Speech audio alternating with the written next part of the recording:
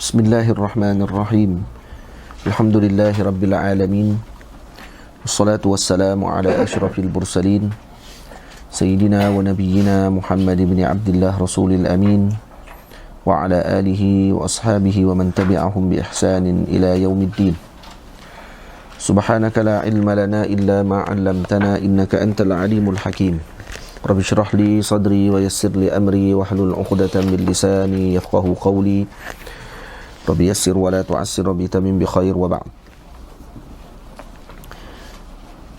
Pertamanya kita mengucapkan seni syukur kepada Allah Subhanahu wa taala dapat kita berkumpul pada waktu ini pada jam 11.40 pagi waktu Malaysia dan jam berapa ni? 5.40 dah. Jadi kita minta maaf atas keterlewatan sebabkan kerana masalah teknikal. Jadi esok insya-Allah macam biasa pukul 11 insya-Allah. Jadi atas masalah teknikal kita minta maaf semua. Jadi pertamanya saya ucapkan terima kasih banyak kepada pihak Ruak Jawi dan juga kepada pihak Ustaz Zuhair bin Abdullah daripada Maktafis Al-Imam Syafi'i Matis atas anjuran bersama menganjurkan Rauhah Asar untuk kita selesaikan bacaan dua buah kitab iaitu kitab Isbalul Aman fi Syarhi wa Tarjamati Bughiyatul Ikhwan wa Riyadhatus Sibyan, yakni adab pendidikan dan juga mendidik anak-anak.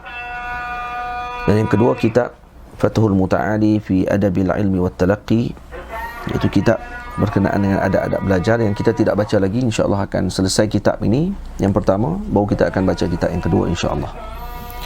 Baik, hari ini kita masuk pada perbahasan yang baru pada bait yang ke-55. Bait yang ke-55 pada fasal berkenaan dengan mengajar anak-anak cara adab bertutur, bercakap. Kata musannif rahimahullahu ta'ala, wa yamna'uhu kathratal kalami li'annahu min 'adatil li'ami. Dan laranglah anak itu daripada banyak berbicara. Ini kerana ianya adalah sebahagian adatnya orang yang buruk perangai.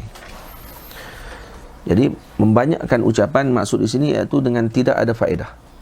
Ini bercakap dengan tidak ada faedah. Bukan bermaksud kita melarang anak kita yang baru boleh bercakap untuk bercakap, tidak. Tapi kita melarang mereka daripada bercakap perkara-perkara yang tidak berfaedah. Mereka nak bertanya, mereka nak berbual dan sebagainya, itu tidak menjadi masalah.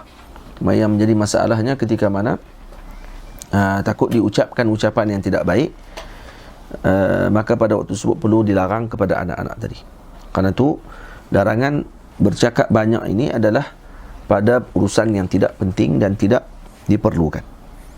Jadi kerana itu bila mana ulama membincangkan tentang masalah ataupun kelebihan diam, disebut di dalam kitab-kitab para ulama fadlu as-samti, iaitu kelebihan diam. Malah al-imam, ada sebagian ulama yang mengarang kitab, antaranya al-imam Ibnu Abi Dunya radhiyallahu anhu mengarang kitab As-Samtu wa Adabul Lisan, diam dan juga adab lidah, adab bagi lidah.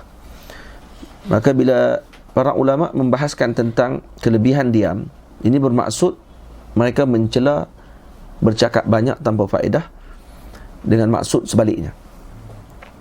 Jadi difahami daripadanya bahawa bercakap banyak tanpa faedah itu adalah dicela. Nampak? Jadi bukan dilarang bercakap secara mutlak, tidak. Ataupun bukan dilarang bercakap banyak secara mutlak, tidak. Kerana para guru yang mengajar, mereka perlu bercakap banyak. Macam mana guru nak mengajar cakap tak banyak? Ya. Jadi perlu bercakap, perlu untuk dikeluarkan ucapan dia. Nampak? Tapi yang dilarang adalah pada ucapan yang banyak tapi tidak berfaedah. Nampak? Baik. Kerana itu menjadi rukun di kalangan para ulama sufi, menjadikan diam adalah sebagai rukun yang besar. Iaitu diam daripada mengucapkan ucapan-ucapan yang buruk, diam daripada mengucapkan keburukan orang lain, diam daripada melakukan mengumpat. Kerana bercakap banyak akan membawa kepada perkara-perkara tersebut. Jadi kerana itu ketika kecil lagi perlu untuk diajarkan dan perlu untuk dididik anak-anak kita agar mula bercakap dengan ucapan yang sepatutnya sahaja pada waktu tersebut. Tamam. Sebab tu kata sebahagian para ulama berkenaan dengan diam ini, karena kata mereka as-samtu tusahiluhu al-uzlah. Diam itu akan memudahkan dia untuk uzlah. Karena uzlah, apa tujuan daripada uzlah? Tujuan uzlah adalah untuk mengurangkan ucapan. Karena kita akan i'tizal 'anil nas. Jadi kita akan bersendirian pada waktu tersebut. Was-saharu yuntijuhu al-ju'. Manakala bangun malam pula adalah natijahnya daripada lapar. Jadi seorang yang berlapar, dia boleh untuk bangun malam. Nah, jadi fa inna as-sahara ma'asy-syiba'i ba'idun jidda. Ana kata ulama, bangun malam dalam keadaan lapar, maksudnya bangun malam untuk ibadah bersama dengan kenyang, ini adalah perkara yang ba'id. Maksudnya la yajtami'an. Tidak akan boleh untuk nak berkumpul sekali. Faham tak? Was-sahru wal-ju' yunawwirani al-qalba. Diam dan juga lapar dan juga bangun malam untuk melakukan ibadah tersebut adalah kedua-duanya tadi menerangkan dan juga memberikan cahaya pada hati. Wa binuril qalbi tushahadul akhirah. Maka dengan nur qalb tersebut, cahayanya hati tadi itu yang akan memandang dan juga melihat kepada akhirat. Nampak tak?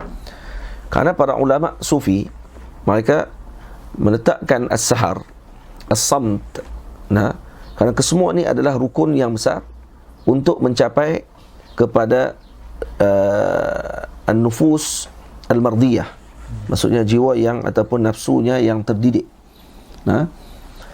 Kerana lawan bagi sahar adalah naum. Lawan bagi sahar naum. Dan tidur ini biasanya berlaku disebabkan kerana terlalu kenyang. Maka kerana itu kita akan banyak tidur. Jadi wal kalamu yashghaluhu wa yurisuhu al-ghaflah. Nampak tak? Dan bila mana begitu juga ketika mana bercakap akan menyebabkan seorang tadi akan disibukkan dengan bercakap, dan yang kedua akan mewariskan dengan ghaflah. Dia tidak akan mampu untuk melakukan uzlah, hatta kalau kata di i'tizal tadi dengan makna al-qulwah fil jalwah, disebabkan kerana dia banyak bercakap. Qulwah fil jalwah maksud dia apa? Dia berkhulwat dalam keadaan duduk bersama dengan orang ramai. Jadi kalau kita duduk dengan orang ramai, kita nak mengamalkan juga khulwah ataupun uzlah, maka uzlah kita tadi adalah dengan cara kita tidak membanyakkan ucapan yang tidak baik. Maksudnya gitu. Faham? Jadi semuanya perlu kepada latihan. Semuanya perlu kepada riyadah. Semuanya perlu kepada didikan. Jadi kerana tu tidaklah sangat dipuji kalau kata anak-anak tadi ketika kecil bercakap semua benda. Tak. Maka ibu ayah perlu mengawal ucapan yang diucapkan oleh anak-anak mereka. Kerana itu disebut wa yamna'uhu kasratal kalami. Dan laranglah anak itu daripada banyak berbicara. Jadi kena ada syarahan di situ maknanya. Yakni banyak berbicara perkara yang tidak berfaedah. Li'annahu min 'adatil li'ami. Karena ini adalah adatnya orang-orang yang buruk perangai. Aidan wa min an yabtadi khitaba illan yakuna qawluhu jawaba. Dan laranglah juga anak tersebut daripada memulakan ucapannya melainkan jika ucapannya itu adalah sebagai menjawab pertanyaan. Dan kalau anak-anak kita tengah, maknanya orang tua-tua kita kalau kita tengah bercakap, tiba-tiba ada anak muda yang masuk mencelah ataupun budak masuk mencelah, maka ditegur kepada budak tadi, jangan menyampuk ketika orang tua bercakap. Jadi ucapan tadi sebenarnya itu didikan sebenarnya. Bukan untuk menafikan kedudukan dia dan juga kewujudan dia dalam majlis, tidak. Tapi untuk mengajarkannya adab. Cuba tengok adab Sayyidina Abdullah bin Umar radhiyallahu anhu ketika mana berada dalam majlis para sahabat kibar. Dan waktu itu beliau masih kecil. Walaupun beliau mengetahui yang tidak diketahui oleh para sahabat pada waktu itu. Nabi SAW bertanya, apakah bandingan yang paling hampir dengan manusia? Ini mukmin. Yang mukmin ini apa bandingan pokok yang paling sesuai untuk mereka? Lebih kurang gitu maknanya. Kemudian para sahabat sebagainya jawab pokok ini. Nabi kata tak betul, ini pokok ini, pokok ini. Dan kata Sayyidina Abdullah bin Umar, terlintas dalam hati saya an-nakhl. Ini pokok kurma. Pokok tamar itu yang dimaksudkan oleh Nabi SAW. Kemudian Nabi menjawab yang bersamaan dengan manusia. Dan ini adalah pokok tamar. Nabi kata, karena pokok tamar dia punya persamaan dengan orang ni lebih kurang sama. Kalau dipotong kepalanya akan mati. Pokok tamar kalau dipotong di atasnya mati dia. Dan juga dia perlu kepada kahwin. Nah, kahwin tadi akan keluarkan buah yang banyak. Kemudian tal'ul ajin tadi, tal'ul ajin, tal'u al-tamr, an-nakhl, dia punya keluaran talqih dia tu, ketika dikahwinkan di antara bunga jantan dengan bunga betina dengan pokok kurma, maka dia akan keluar bau seperti air mani. Dia macam orang. Itu Nabi samakan manusia ni dibandingkan dengan pokok tamar. Ketika balik, Sayyidina Abdullah bin Umar kata kepada Sayyidina Umar, kata, aku tahu jawapan dia. Dia kata, wahai ayahku, dan aku dah letak dalam hatiku waktu tersebut, dah tahu jawapan dia itu pokok tamar. Nabi Sayyidina Umar tanya, kenapa tak jawab tadi? Dia kata, aku segan kerana dalamnya ada para sahabat. Ada Sayyidina Umar, ada Sayyidina Abu Bakar, ada para sahabat yang lebih besar lagi daripada yang agung-agung di dalam majlis tersebut, maka tak selayaknya bagi aku untuk bercakap dalam majlis. Cuba tengok adabnya Sayyidina Abdullah bin Umar. Dan walaupun Sayyidina Umar kata, kalau kamu bercakap pada waktu tersebut, itu lebih aku sukai, tapi dalam masa yang sama dia nak beritahu juga bahawa tingginya adab Sayyidina Abdullah bin Umar. Dari mana datang adab tadi? Kerana muasyarah. Kerana dia duduk dengan lingkungan yang begitu. Lingkungan para sahabat dididik anak-anak begitu, maka terdidik dengan perkara tersebut. Sayyidina Abdullah bin Umar jadi malu pada waktu itu. Kalau orang tua bercakap, dia tidak akan bercakap, duduk diam. Dia akan dengar saja. Kalaupun dia ada pandangan, kecuali ketika diminta, kamu ada pandangan, maka barulah diberikan ucapan tersebut. Sayyidina Umar radhiyallahu anhu pernah membawa Sayyidina Abdullah bin Abbas radhiyallahu taala anhuma ke majlis beliau. Dan kemudian ada sebahagian sahabat yang agung pada waktu itu, yang besar-besar ada waktu itu. Kata, kenapa kamu libatkan budak ini dalam majlis kita? Sayyidina Umar kata, kerana dia ada pandangan dia. Kita datangkan dia ke sini kerana dia ada benda yang kita mungkin tidak ada. Ini bukti tawaduknya Sayyidina Umar radhiyallahu anhu. Kemudian Sayyidina Umar tanya tentang ayat surah apa? Surah Al-Fath, kan? Bukan inna fatahna laka fathan mubina, ayat ni Allahumma salli ala sayyidina Muhammad, iza jaa nasrullahi wal fath. Apa makna fath tersebut? Kata Sayyidina Umar radhiyallahu anhu. Maka kata Sayyidina Abdullah bin Abbas, maksud bagi al-fath itu adalah maksudnya akan hampirnya kematian Nabi sallallahu alaihi wasallam. Iza jaa nasrullah wal fath. Fathu di situ adalah dengan maksud ajal Nabi sudah semakin hampir. Maka pada waktu itu Sayyidina Umar kata, ya, macam tu juga aku faham daripada ayat tersebut dan diberikan ilmu oleh Allah kepada aku dengan faham yang tersebut. Maksudnya dengan ayat tadi dengan maksud bahawa Nabi akan wafat. Maka ada yang ilmu yang ada pada sahabat yang kecil kemungkinan, ataupun ada orang yang muda, tak ada pada kita mungkin.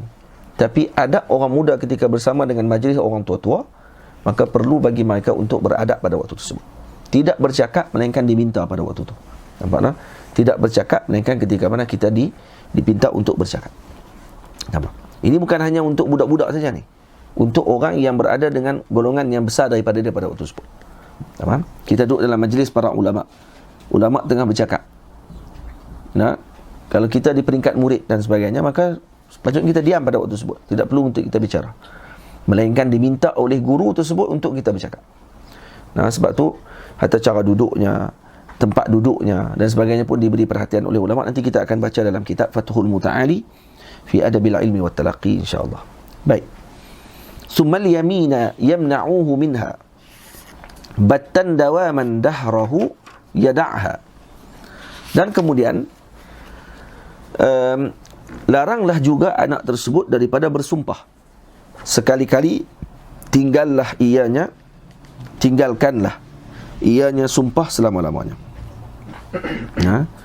Jadi larang anak kita tadi bersumpah sekali-kali. Jangan bagi dia bersumpah sekalipun. Jadi mungkin ini tidak jadi adat di kalangan orang Melayu, mungkin adat di kalangan Arab. Arab biasanya macam tu. Mungkin sebab dia duduk dengar lingkungan dia macam tu. Arab kalau buat apa sikit ini, wallahi. Budak kecil lagi pun wallahi dah. Budak kecil lagi. Tapi kadang-kadang budak-budak Melayu kita tak jarang macam tu. Budak Melayu kita duduk alif lam ha ya. Kalau tipu kan alif lam ha. Alif lam ha. Dia surat alif lam ha maksudnya dia masih lagi tidak sumpah tu sebenarnya. Dia cuma alif lam ha ya. Dia tak sebut wallahi sebab sumpah ni mesti kena ada dia punya huruf qasam dia. Kan? Kena ada qasam dia barulah dikira sumpah. Ini alif lam lam kha ya. Jadi tak kira sumpah lagi lah. Jadi jangan ajar anak-anak kita macam tu. Jangan sampai kalau kita dia buat benda sesuatu, maka kita kata dia bersumpah. Sumpah kamu tak buat. Jangan sebut macam tu. Jangan dilatih dia benda macam tu. Nanti dia akan melakukan yamin al-ghamus dipanggil. Sumpah tipu. Kerana untuk melepaskan diri dia. Nampak tak? Dia ada buat benda salah, kemudian mak pun tanya, sumpah kamu tak buat? Sumpah saya tak buat. Tu tak ada sumpah gitu. Sebab dia mengaku dia sumpah ya. Sumpah tak buat. Sumpah demi Allah. Demi Allah dia tahu. Tu bahaya. Pada waktu ketika sebut dia dikira sebagai masalah. Sebab takut nanti dia akan mula menipu pada waktu tersebut. Sebab tu jangan diajarkan dengan perkara tadi. Kerana tu Sayyidina Al-Imam Syafi'i radhiyallahu anhu mengatakan bahawa Allah telah menjaga lidahku daripada mengucapkan sumpah sejak daripada aku kecil lagi. Imam Syafi'i tidak pernah bersumpah dengan apa juga keadaan sekalipun. Mana tak ada buat apa-apa. Demi Allah saya macam ni. Demi Allah tidak. Sayyidina Imam Syafi'i tidak begitu. Ini adalah taufik yang Allah Ta'ala berikan sebenarnya. Ini benda-benda macam ni Allah adalah bimbingan daripada Allah. Sebab tu jangan kita biasakan diri kita dengan bersumpah sedemikian. Tamam? Wa jumlatul asy'ari wal aghani yumna'u minha da'imaz zamani.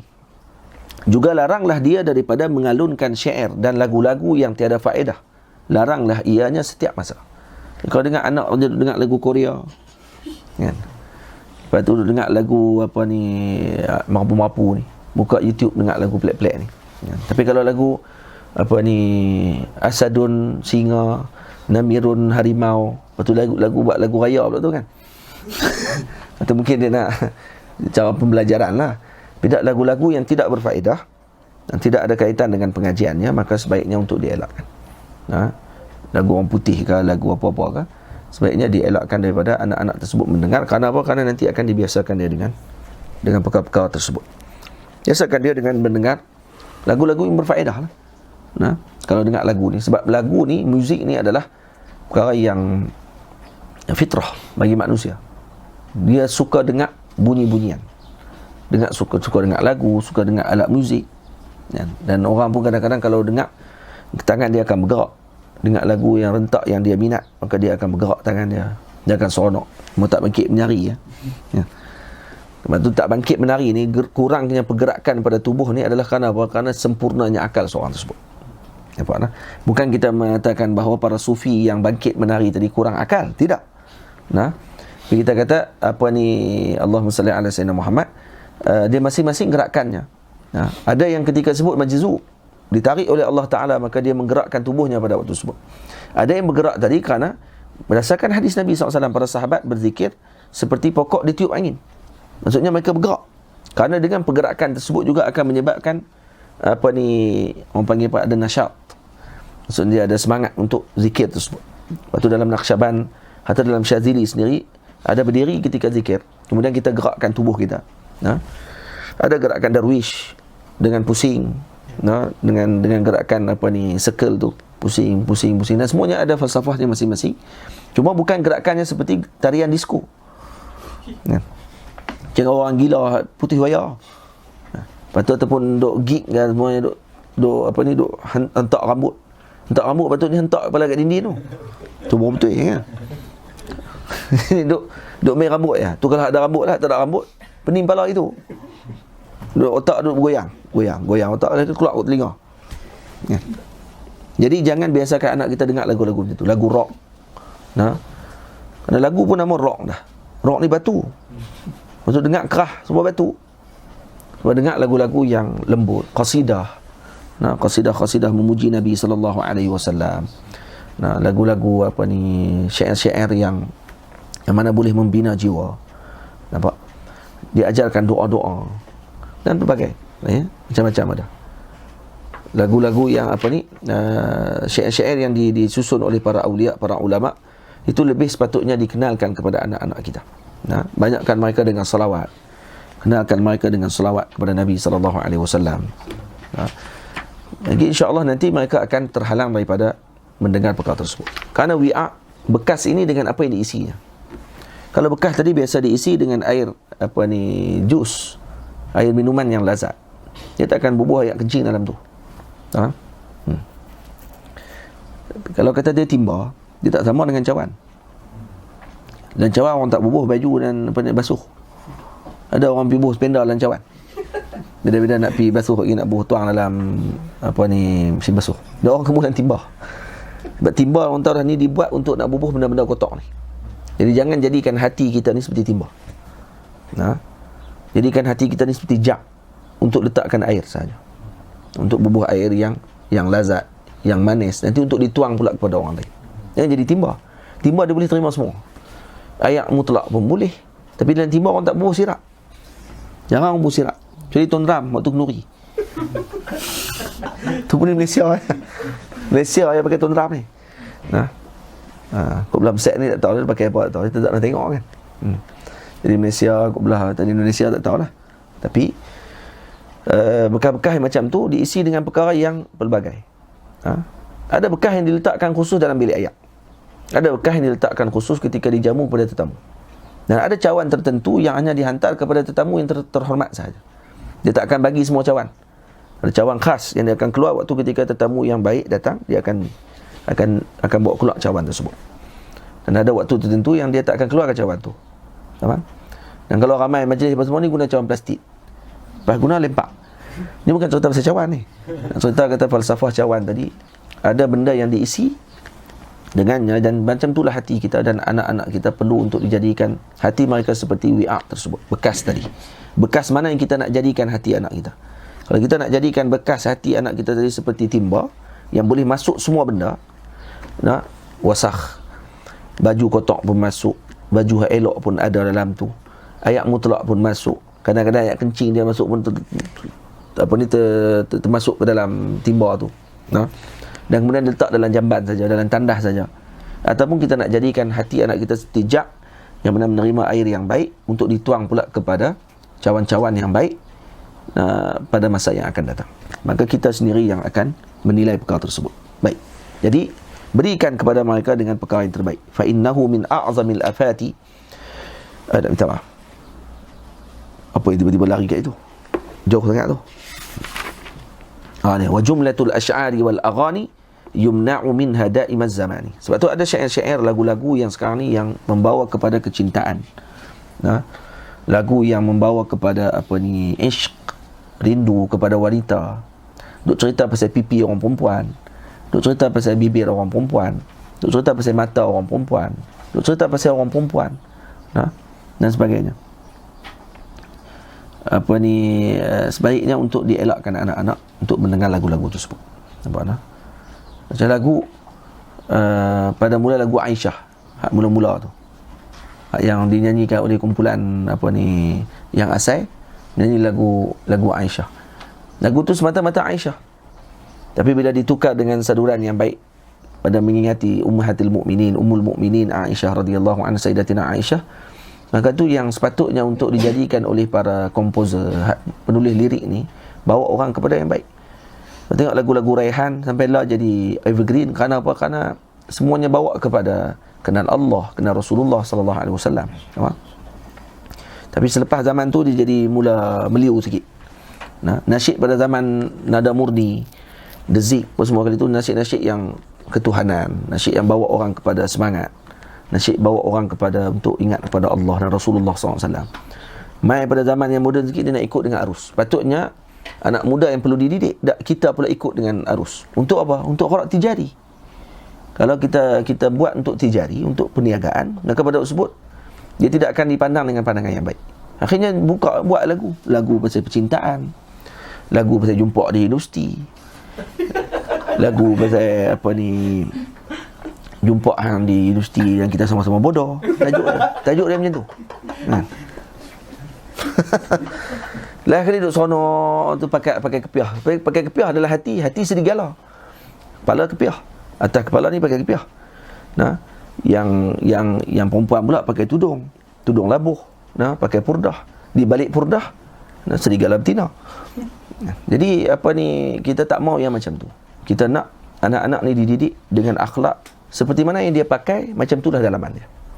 Seperti mana yang dia tutup daripada dipandang oleh orang, macam tu juga dia tidak mahu hatinya nanti dipandang buruk oleh Allah Subhanahu Wa Taala. Kerana Allah memandang lebih daripada itu lagi. Tamam? Jadi kita harapkan generasi yang begitu. Dan alhamdulillah sekarang ni dah mula dah orang pakat minat dengan qasidah dan sebagainya. Tapi ada pula lah bila dah mula bagus dengan niat yang bagus ni, dia datang pula lah kelompok yang main nak halang dan sebagainya. Dia nak balik lagu yang zaman apa ni, universiti bodoh apa semua tu. Ya. Lagu nak dengan anak dara perempuan apa semua tadi. Sebab dia punya hujah apa dia? Bid'ah ni benda yang apa ni, buruk dan akan dipandang baik. Manakala benda yang tak baik, yang ni dah tak baik, tak ada masalah. Sebab tu pergi ke disko dengan orang yang pergi ke majlis qasidah, mana lebih buruk? Pokok Wahabi dia kata pergi ke majlis qasidah lebih buruk lagi. Sebab apa? Sebab ni majlis bid'ah. Majlis disko dia tu telah jelas tak betul lah. Oh, jadi maksudnya di sini kata yang ni buruk lagi daripada disko. Jadi disko dia okey sikit. Maksudnya kalau nanti dalam martabat disko, qasidah bawah kali dalam neraka. Ya, jadi bila orang neraka pakai kumpul-kumpul nak masuk neraka tu, orang tanya ni kenapa ni dulu kami pergi qasidah. Majlis qasidah semua hak jenis serban, jubah. Happy dalam majlis itu tadi nak buat apa dalam majlis tadi? Bangkit menari? Tak. Mata-mata nak kenal dengan Nabi SAW, nak cinta dengan Nabi SAW walaupun tak faham. Sebab dengar dengan nama tadi, nak apa ni, nama Sayyidina Khadijah, nama Sayyidatina Fatimah disebut, nama apa ni, Ummahatil Mukminin. Dikenalkan anak-anak macam tu lebih baik daripada dikenalkan anak tadi dengan kumpulan Westlife, kumpulan Eastlife, kumpulan apa ni, Northlife kan, dan kumpulan Southlife. Kumpulan empat penjuru semua ada, utara selatan semua ada. Gila ya. Kami pun dah lalu zaman tu. Zaman sekolah ni biasalah. Backstreet Boy nak beli kaset RM5 dekat apa ni, pasar malam. Kawan saya tukang beli. Lepas tu duduk kat sekolah, meja duduk pakai Walkman tu. Kalau pakai Walkman tu kan habis lah waktu tu. Boleh bubuh apa ni, kaset RM5 tu. Dia dengar sampai tercabut bulu-bulu telinga. Lepas tu menyanyi. Lepas tu dia mula seronok nak tengok. Dia kena berjalan pun dah 5 orang. Sebab kumpulan Backstreet Boy 5 orang kan. Kasut pun kena kasut putih. Lepas tu bukan waktu saya memset tu, waktu kasut putih tu lain tu kan. Kasut putih, baju putih, kain putih, pakai jubah lah senang kan. Lepas tu pergi umrah lagi bagus, putih semua. Lepas tu nak kena tahu dia zaman tu, dia ada zaman dia. Dan kita pernah lalui zaman tu. Kita pernah lalui zaman tu dan alhamdulillah Allah Taala bagi taufik kepada kita. Kalau tidak mungkin apa ni, ganti ni lah. Ganti kepada tu apa ni, Nick Carter. Kumpulan Backstreet. Astagfirullah. Jadi daripada tak ada suara lah kita. Astagfirullahaladzim. Jadi jangan apa ni. Betul, latih anak-anak kita dengan kenal Habib Syekh. Kenal Habib Syekh. Kawan-kawan ni cucu Nabi SAW. Kenalkan anak kita dengan orang yang macam tu lebih baik daripada kita kenalkan mereka dengan yang tidak baik. Alhamdulillah sekarang ni kumpulan-kumpulan nasyid pun semua dah mula buat qasidah, banyak cinta kepada Nabi SAW. Ni kerjanya siapa ni? Kalau bukan para ulama yang buat kerja. Kalau bukan para ulama, para habaib yang turun dalam masyarakat, kemudian terangkan tentang Nabi SAW, yang menyebabkan hati umat ni terbuka dan kemudian kembali semula kepada tuannya. Kerana ditarik balik apa ni, nafsu mereka yang seperti binatang tersebut kepada tuannya. Akhirnya jadi jinak dan menyebabkan dia hanya fikir tentang tuannya tersebut, iaitu Nabi kita Muhammad SAW. Dan akhirnya ditulis syair tentang Rasulullah, dipuji tentang Nabi SAW. Patutnya kita macam tu, dan dididik anak kita begitu. InsyaAllah akan lahir generasi yang baik pada masa akan datang. Kemudian disebutkan lagi oleh Al-Imam Ar-Ramli radhiyallahu ta'ala anhu, wal baskhu wal muqatu wat tanakhumu indal jalisi la alaihi yuqdimu. Laranglah juga anak tersebut daripada melakukan perkara yang kurang beradab, seperti meludah, membuang hingus serta membuang kahak. Di sisi orang yang duduk, janganlah dia melakukannya. Jadi larang anak-anak kita daripada al-baskhu. Duduk dalam majlis, udah Yang ni mungkin jarang kita tengok dalam masyarakat Melayu kita. Masyarakat Melayu kita ni dalam masyarakat yang boleh dikatakan sangat beradab lah. Kita kata banyak benda yang kita aib. Kadang-kadang dalam masyarakat Arab kalau kita tengok ni yang kurang dijaga. Satu lagi, kurang mereka melarang orang ketika mana anak-anak mereka mempermainkan orang. Yang ni pun kurang dilihat. Mereka hanya sebut aib. Aib ya walad. Gitu ya. Dia tak ada lebih pada tu. Kalau orang Melayu kita sepak lah. Dia kena tak sepak duduk aib ya walad. Kadang-kadang buat tak tahu. Anak-anak orang pakai duduk main orang macam kita. Kalau orang Melayu duduk di Mesir ni, kadang-kadang ada anak yang tak ada adab ni, dia akan lalu dia akan kata ni hongga-bongga contohnya. Dia kata hongga-bongga. Hongga-bongga tu dia kita tak tahu, jadi intishar sangat satu Mesir ni. Kecuali kampung-kampung yang baik-baik yang tak kata macam tu. Hongga-bongga, lepas tu tengok orang, lepas tu kata sini apa semua tu kan. Lepas tu ada yang lalu waktu corona ni tutup hidung corona. Jadi ini budak. Kurang-kurangnya kalau dia tengok siapa pun yang dalam depan dia, yang orang ni lebih tua daripada dia, maka dia patut hormat dengan siapa pun, bukan tengok dengan bangsa dia. Tapi disebabkan dia tengok dengan bangsa dia tak wani buat. Dengan sama mereka tak wani buat. Kerana ni bangsa dia. Jadi diajarkan bangsa tu lebih daripada diajarkan ni orang tua, ini kamu budak-budak. Tak diajar macam tu. Sebab apa? Sebab kita tengok kadang-kadang tidak dididik dengan baik. Sungguh berlaku. Duduk dalam majlis, dalam masjid, di sebelahnya syekh. Anak tadi boleh lunjuk kaki dekat syekh dan pak tak kata apa. Saya pernah duduk tepi Syekh Usamah Al-Azhari di Masjid Ashraf waktu ketika Syekh Yusri tengah khutbah. Ada seorang bapa ni, anak dia duduk sebelah. Yang si anak ni suka duduk lompat atas syekh. Syekh duduk senyap, duduk dengar khutbah. Syekh Usamah pun main juga waktu tu. Syekh Usamah selalunya dia khutbah tempat lain, tapi hari tu dia tidak ada khutbah tempat lain. Dia turun semayang dengan pak mentua dia. Duduk belakang. Saya duduk sebelah Syekh Usamah waktu tu.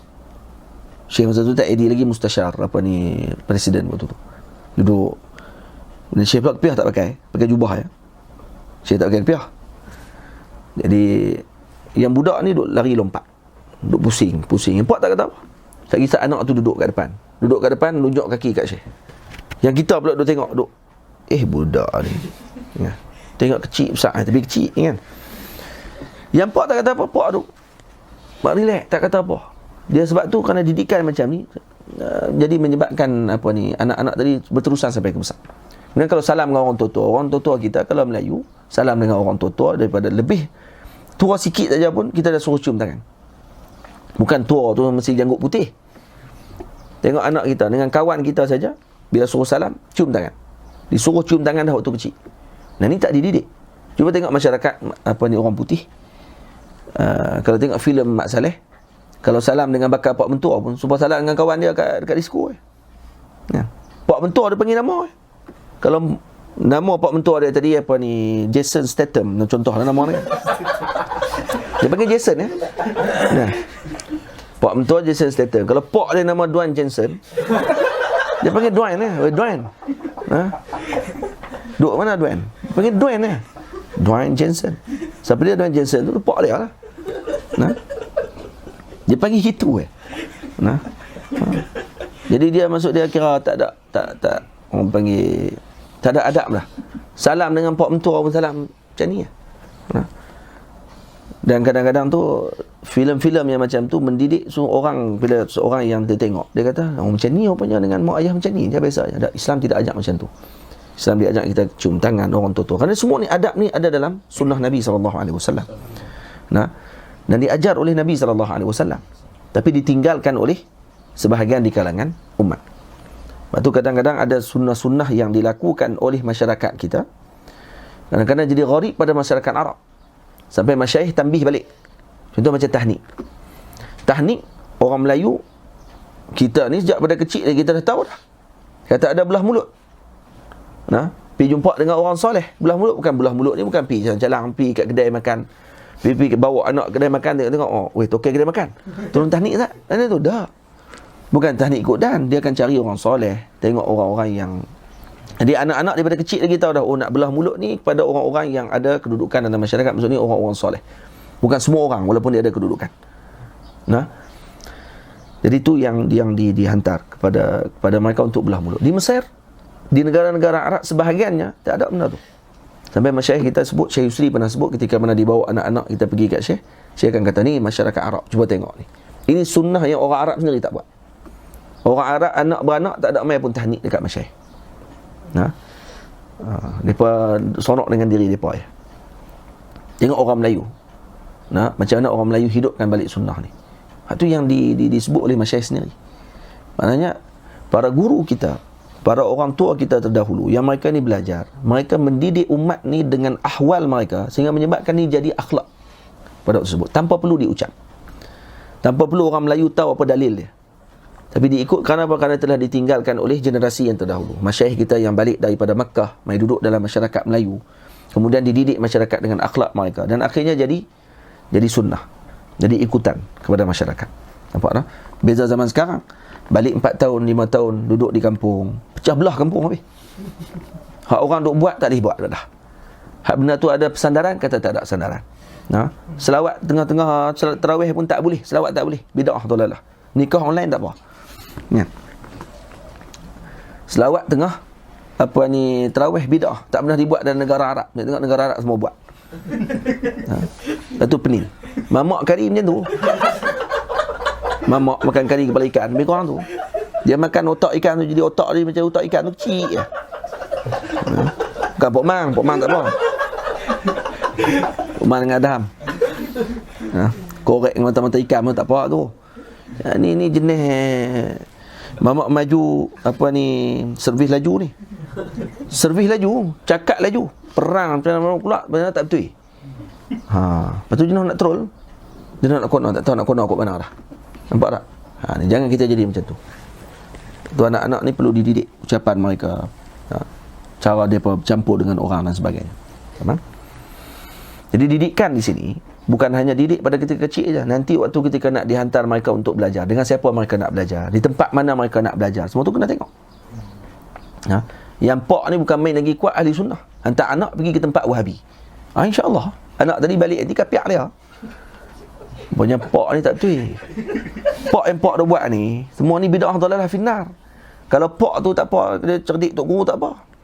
Kalau pak punya ni, rupanya yang pak buat, pak dia pula ikut dia. Pak mengaji Mesir 4 tahun, 5 tahun, balik-balik ikut anak. Yang anak tu masa sebelum dia duduk mengaji ni, anak tu tak ada, duduk di alam mana tak tahu. Dia tengok pak dia ikut nak pula tu sebut. Kenapa? Kerana anak dia lebih terkenal daripada dia.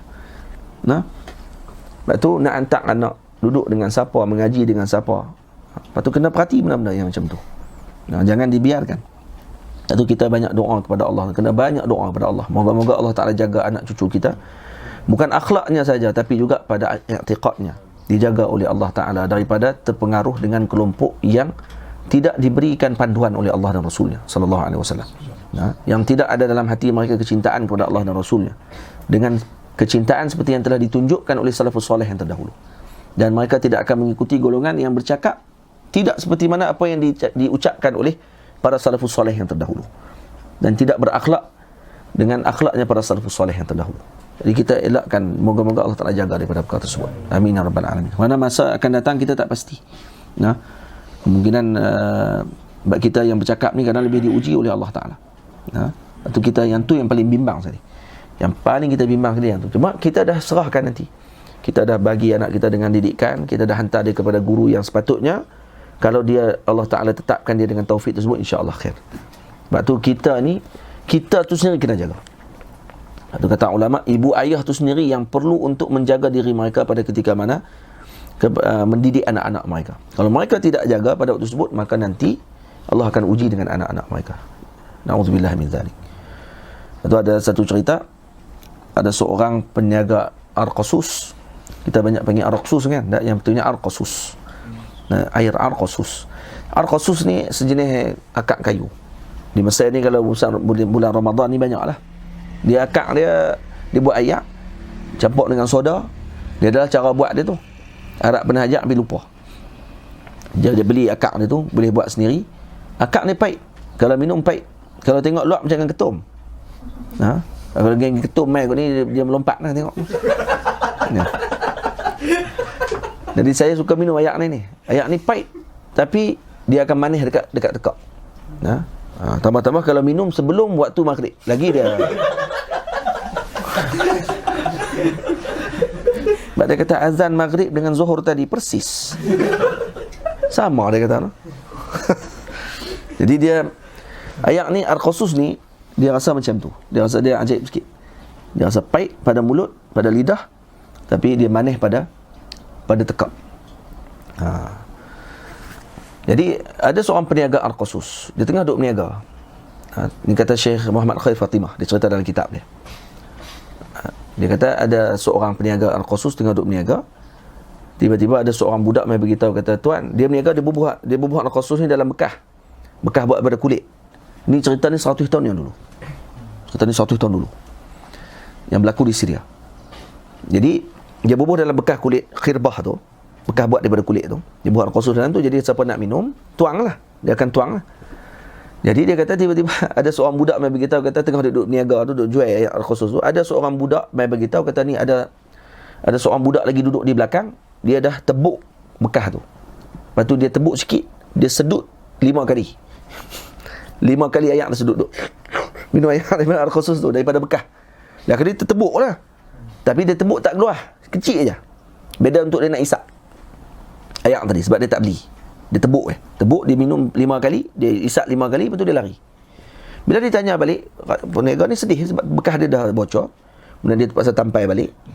Kemudian dia tanya siapa dia anak tadi. Lepas tu orang pakat jumpa, kata, kamu pergi jumpa ayah dia, cari ayah dia, mengadu ke ayah dia, nanti anak dia nanti kena hukuman lah. Dia kata, siapa dia anak? Anak siapa tu? Dia kata, tu anak kepada tu imam di tempat ni. Ayah tu imam.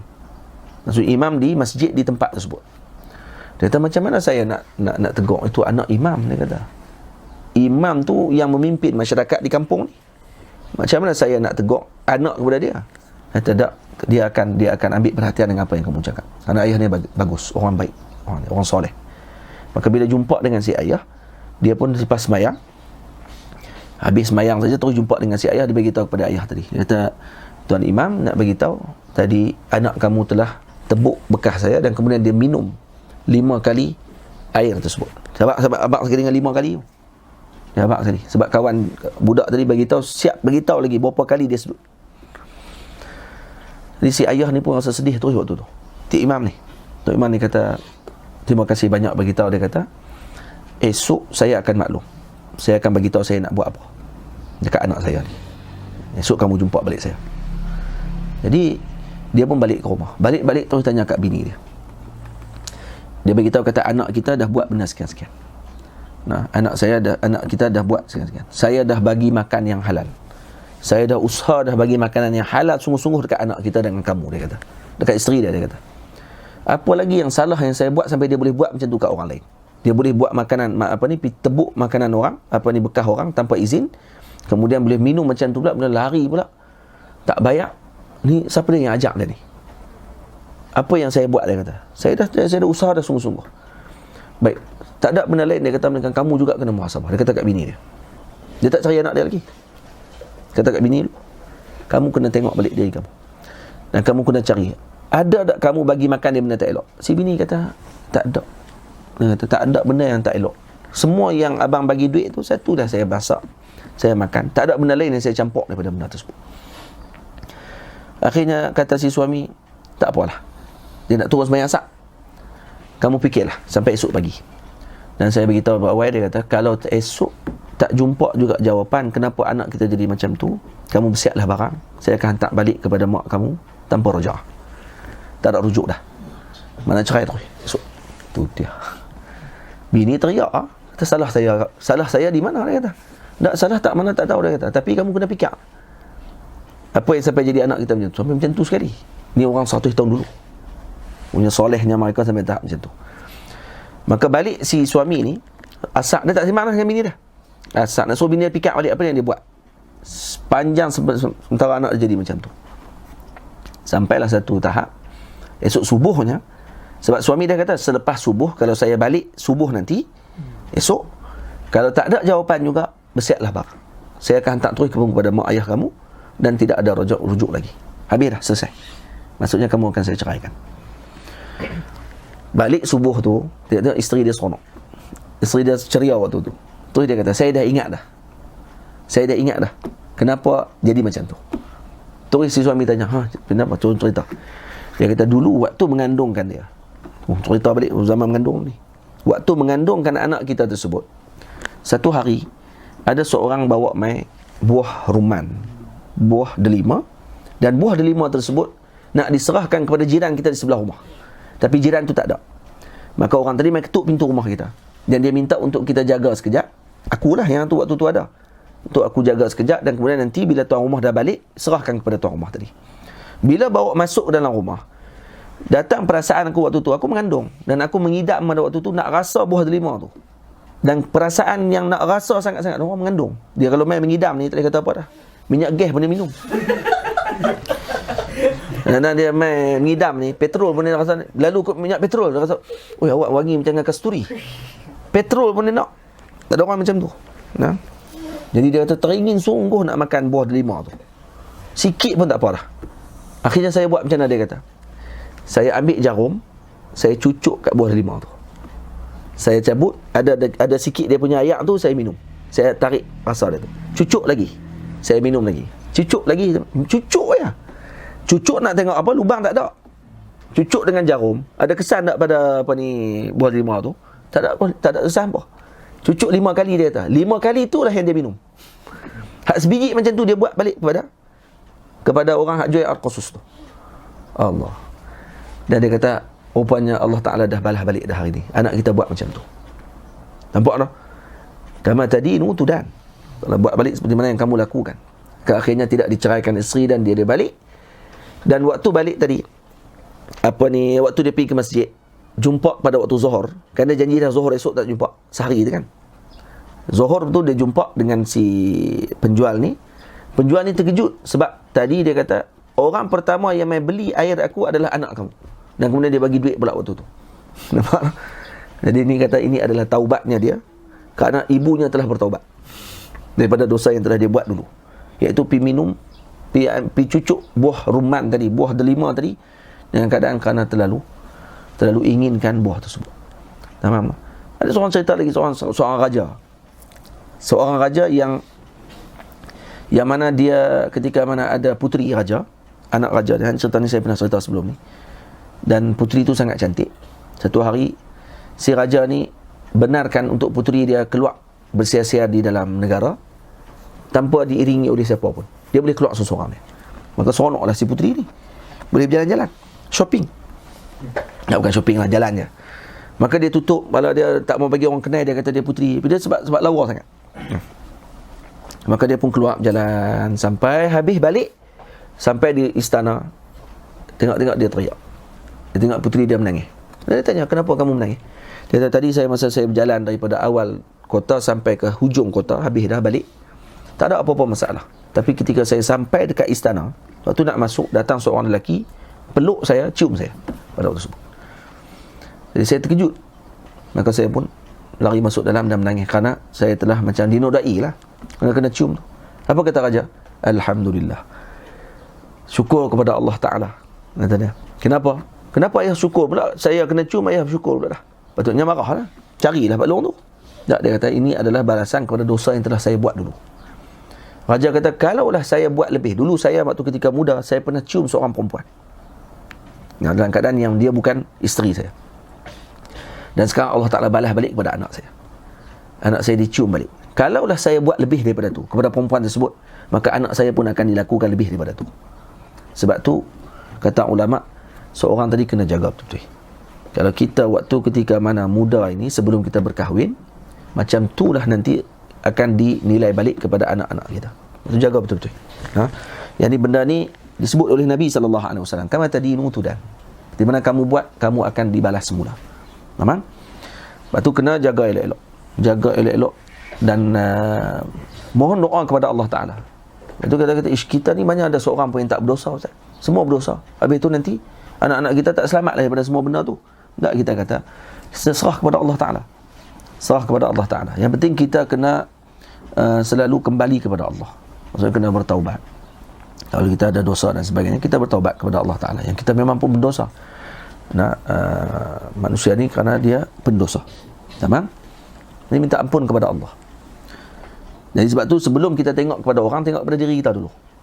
Jadi kita kalau berlaku kesilapan kepada anak kita dan sebagainya, jangan tengok kepada orang, tengok kepada kita dulu. Saya yang ada silap ni.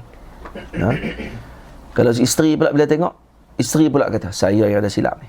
Kalau suami pula fikir saya yang dah silap ni. Jadi macam mana nak buat? Sama-sama betulkan balik. Sama betulkan balik keadaan tadi. Itu cara dia. Baik. Jadi antara sebab dia antara perkara yang perlu dididik kepada anak-anak, iaitu dilarang mereka daripada meludah, membuang kahak, tanakhum, membuang hingus, kahak tanakhum, nukhamah. Di sisi orang yang duduk, janganlah dia melakukannya. Wal la'n was-sabbu wa syatmun nasi wal ikhtilatu baina dzil adnasi. Juga janganlah melaknat. Jangan ajar anak kita melaknat orang. Naik kereta, tengok orang buat salah depan sikit. Jadi kita nak buat apa? Kita maki. Anak duduk dalam tu. Jadi anak pun duduk ajar. Oh, nanti kalau kita berlaku kereta macam ni, kita kena maki. Kalau tengok kereta lambat lagi, apa ni? Lambat. Botut kan? Botut. Jadi dia sebut perkataan tadi, anak-anak pun tengok, oh, boleh sebut benda ni. Lepas tu tengok nak marah ke orang sikit, buka tingkap maki orang tu. Anak pun nak tengok, oh, rupanya boleh maki macam tu. Sebab tu kalau anak-anak yang suaminya biasa celak ibunya, maksudnya celak si anak tersebut, isterinya di depan anak-anak, maka anak-anak tu nanti juga akan jadi biadab dengan ibunya nanti. Dan malah nanti dia akan biadab dengan wanita yang nanti akan bersama dengan dia. Kenapa? Karena dia pernah melihat orang ni pernah biadab, ayahnya pernah biadab dengan ibunya. Tamam? Dan sebab tu kita nak anak kita baik dengan kita. Kata para ulama sebagai satu lagi, tips dia adalah dengan cara kita berbaik dengan ibu ayah kita. Kita baik hubungan kita dengan ibu ayah kita, maka anak-anak kita akan baik hubungan dengan kita. Itu kata ulama, ada hadis Nabi SAW. Ada hadis yang Nabi SAW sebut. Apa dia hadisnya? Kata Nabi SAW, burru aba'akum tabarrukum abna'ukum. Burru aba'akum tabarrukum abna'ukum. Kamu buat baik dengan ayah-ayah kamu, ibu ayah kamu, maka anak-anak kamu juga akan melakukan kebaikan kepada kamu. Tamam?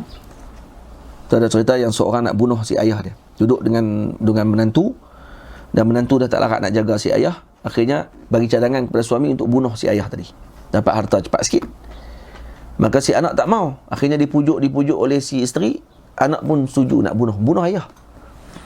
Maka bila mana nak bunuh si ayah, si anak pun bawa ayah pergi satu tempat dan bagi tahu kepada ayah tadi, saya maklum, saya nak minta maaf kepada ayah, dan saya terpaksa untuk nak lakukan benda ni kerana isteri saya dah tak sanggup nak jaga lagi dan sebagainya. Si ayah menangis. Dan ayah kata, kalau kamu nak bunuh aku, nak bunuh juga.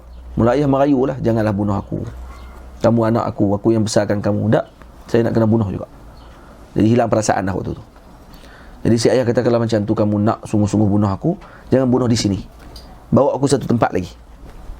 Dibawa satu tempat. Sampai satu tempat tersebut, berhenti. Kemudian si anak tanya, kenapa ayah suruh bawa tempat ni? Dia kata, kerana di sini dulu aku bunuh ayah aku. Faham? Jadi dia pernah bunuh ayah dia. Jadi dibalas balik, anak dia bunuh dia balik. Lepas tu, kama tadinu tudan. Ini pernah berlaku kisah ni. Nah, ini kisah benar yang berlaku, yang disertakan oleh para ulama. Sebab tu, jangan kita biasakan dengan perkara-perkara tersebut.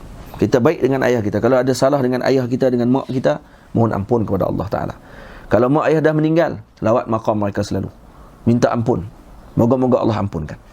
Nah, kata dalam kisah Al-Imam Muwaffaquddin Uthman radhiyallahu anhu sebut dalam kitabnya Mursyiduz Zuwar ila Quburil Abrar. Dalam kitab beliau diceritakan tentang seorang anak yang mana setiap hari Jumaat melawat ibu dan ayahnya, dan dia anak yang derhaka. Waktu ayah ibu dia hidup, dia anak derhaka, dan dia selalu lawat ibu dan ayahnya di kubur pada setiap hari Jumaat. Maka dicatat kepadanya anak yang baik dan diampunkan dosanya. Setelah tu diampunkan dosa. Jadi mungkin ada cara kepada ibu, anak-anak yang derhaka kepada ibu ayahnya, na'udzubillah, yang masih hidup, si ibu ayahnya kena minta ampun segera. Kerana nanti akan dibalas balik dengan anak-anak kita yang akan derhaka kepada kita nanti. Na'udzubillah. Tapi kalau kita baik dengan ibu ayah kita, jaga ibu ayah kita, insya-Allah ibu ayah kita juga akan menjaga kita pada masa akan datang. Nampak? Anak-anak kita pula akan menjaga kita pada masa akan datang. Tamam? Baik.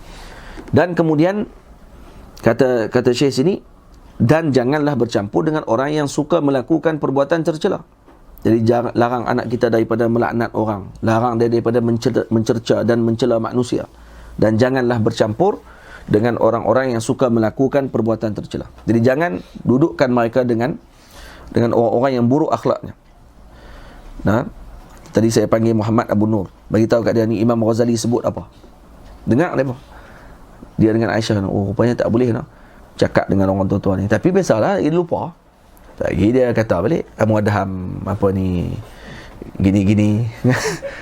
Apa ni, dia nak kata, dia kata ya. Tapi kena sebut selalu, tak boleh kata macam tu. Tak boleh. Nah, yang ni benda tak elok. Kena orang panggil apa? Kena cakap yang ada elok saja. Sebab dah kawan biasa duduk dengan orang besar-besar. Macam tu lah. Yang tu orang panggil apa? Sebab duduk dengan orang besar-besar. Kalau duduk dengan budak-budak kecil-kecil, jadi dia cara budak-budak kecil-kecil.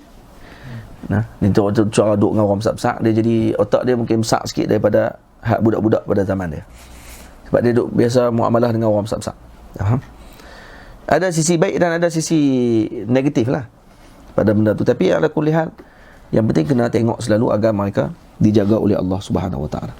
Nampak tak? Jangan duduk depan orang tua tak kaki atas, silang kaki, tak boleh. Jangan letak ni tangan. Ini Ghazali sebut ni, wala yadriba kaffahu tahta zaqani, dengan tak tapak tangan di bawah ni macam ni, ataupun tak macam ni. Wala ya'muda ra'sahu bisa'idih, jadi tak macam ni. Ni dalil kepada apa? Fa inna dzalika dalilul kasali. Kan ini semua dalil kepada pemalas. Lepas tu dalam majlis ilmu, kadang-kadang anak budak-budak duduk, tok guru duduk bercakap depan, duduk macam ni. Kena jokah. Nak duduk macam ni pula. Buat apa duduk macam ni?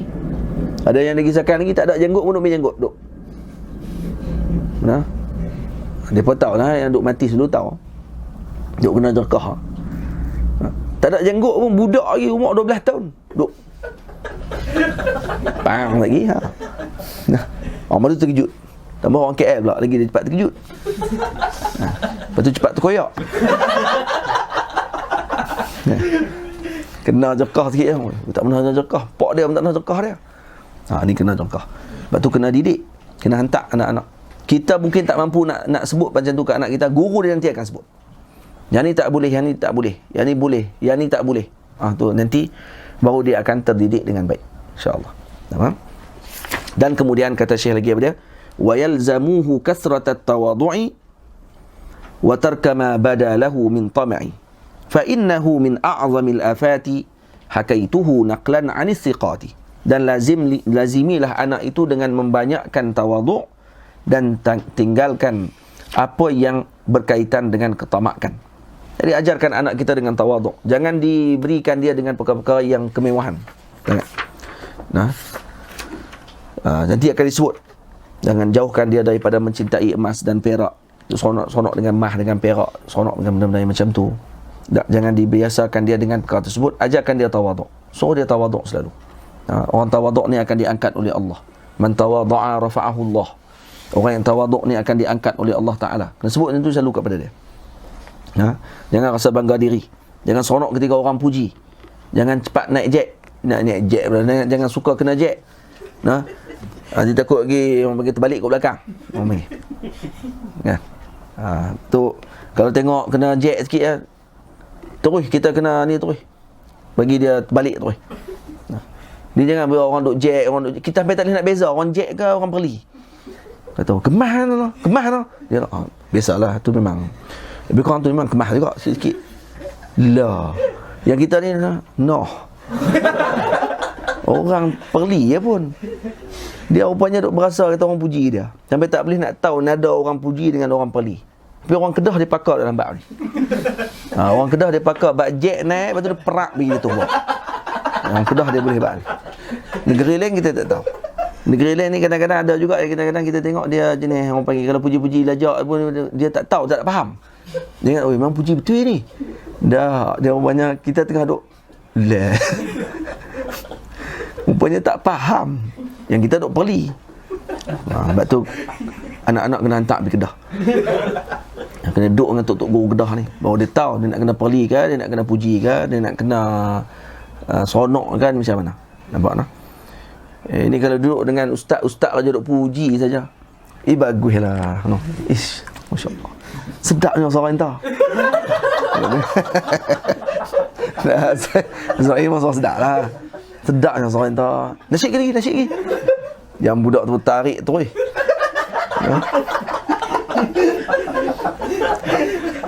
Tapi kalau ustaz-ustaz macam kalau orang Kedah ni biasanya lah. Kalau dia tak orang Kedah pun dia punya keturunan mesti daripada Kedah. Kalau dia jenis pandai cantah orang ni, maksudnya belah-belah beranak ke belah tu lah. Walaupun dia cakap Kuala Lumpur. Ya. Jadi kadang-kadang tu bila anak murid tengok duk naik sikit ni, dah suruh ni sangat lah, tak buat kemas sangat lah. Oh, dia buh terus. Budak tu daripada tengah duk naik tu, terjun 7 tingkat bawah. Pergi terus. Jadi waktu tu nak zuhur pun waktu tu dia jadi tak apa nak berani. Nampak nak tahu, macam mana nak buat ni. Sagi ustaz tengok pula. Sagi tok guru tengok dia rasa segan apa semua kali. Nah. Dia beza dengan kalau tu bagus hentak tu. Hentak memang alim ah. Yang kita pun tok guru telah kata saya alim. Padahal dia tak faham tok guru duk perli dia waktu tu. Hentak alim tu. Hentak mengaji kira kemah tu. Kalau boleh mengajar tu kira kemah. Sampai dia tak boleh nak beza nada. Sebab tu budak yang cerdik ni dia boleh beza nada dia. Dia akan tahu nada ni orang puji ke orang duk keji dia sekarang ni. Nah, orang duk sanak dia ke orang duk nasak dia. Nah, orang duk tengah duk puji dia ke ataupun orang tengah duk pergi perak dia. Faham? Jadi kerana tu kena mengaji juga bab-bab tu pun. Kena ajak dia tawaduk sikit.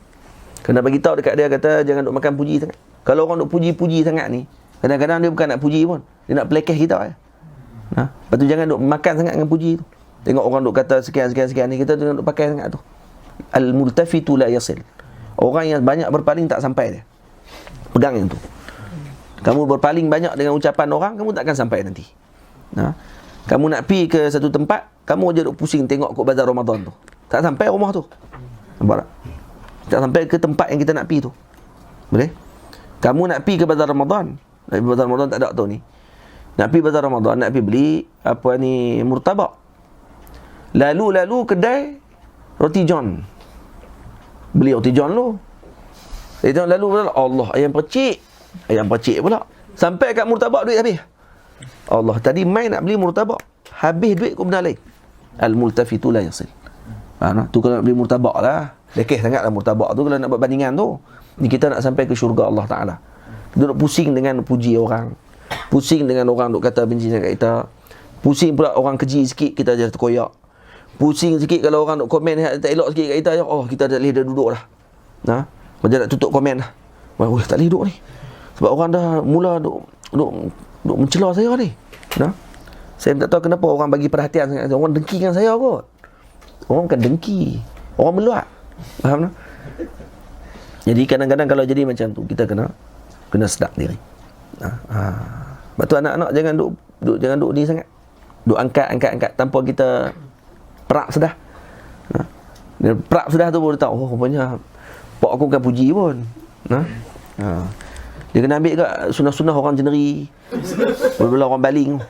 Dia kena perlu bubuh orang tu. Allahu Akbar. Dia tak ingat dunia, pergi orang buh dia balik. Lepas tu baru dia tahu langit tinggi rendah. Saya ada kawan dulu, seorang kawan ni yang tak pernah orang pangkah dia. Kalau bercakap apa tak ada orang pangkah. Dia ada seorang kawan dia suka ya. Kalau bercakap apa sikit, tu noh. Betul. Hang cakap memang betul. Haram tak betul pun. Cakap tak betul langsung. Dia main mesek duduk bilik dengan kami. Dia orang Kedah agaklah, tapi dia jenis orang Kedah tapi tak ada orang pangkah dia. Dia orang Kedah, kawan orang Selangor. Jenis tu. Bukan kata orang Selangor ni, tapi jenis tu lah. Hak kawan Selangor ni terus duduk ya ni, padahal kawan tu pun tahu dia tak betul. Tapi kawan ni terus duduk ya apa semua. Dia main duduk bilik dengan kami. Elok. Bilik 102 pula. 102 ni kira bilik-bilik legend.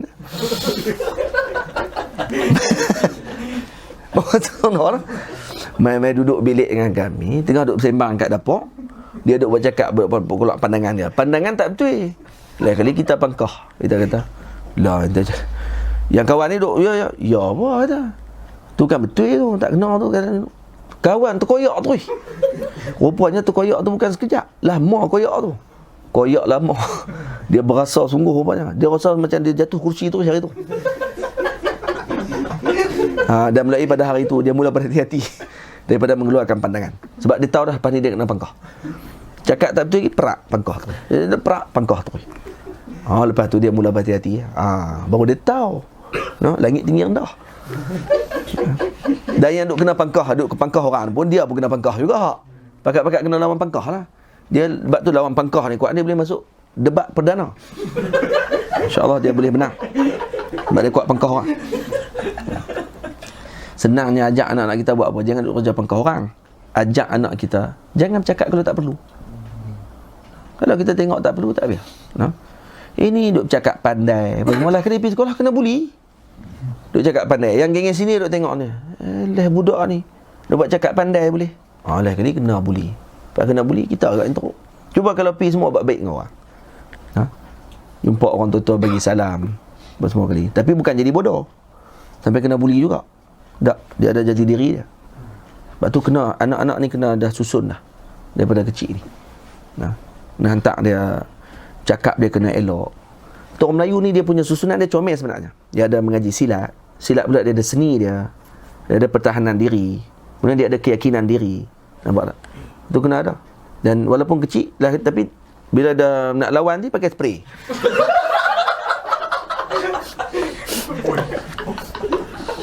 Silat. Mai tang lawan. Bawa keluar spray juga. Dapat dengan bengkung jurulatih apa semua. Bawa keluar spray orang. Tak jadi. Duk ingat nak lompat jadi Tony Jaa lah. Dia tak kata siapa-siapa. Ni tak kaitan dengan hidup dan mati. Dan sebab tu dia nak beritahu apa? Mengaji apa pun dia kena bijak menggunakan suasana pada waktu tu. Dia kena tengoklah suasana waktu ni yang sesuai pada waktu ni. Nak kena bungkak langkah Raja Wali ke langkah lari? Langkah lari. Itu yang paling sesuai. Ini fi aulawiyat dia panggil. Minta maaf lah tuan-tuan semua yang dengar ni. Hadu gelak-gelak ni, dia penghibur lah ni. Bergelak ni macam mana? Kalau saya bercakap seorang-seorang tak boleh buat macam ni. Jadi insya-Allah esok kita akan sambung pada bab yang seterusnya ini, wa yalzamuhu kasrat at-tawadhu'i wa tarka ma bada lahu min tam'i. Itu kita akan ulang balik yang tu insya-Allah taala.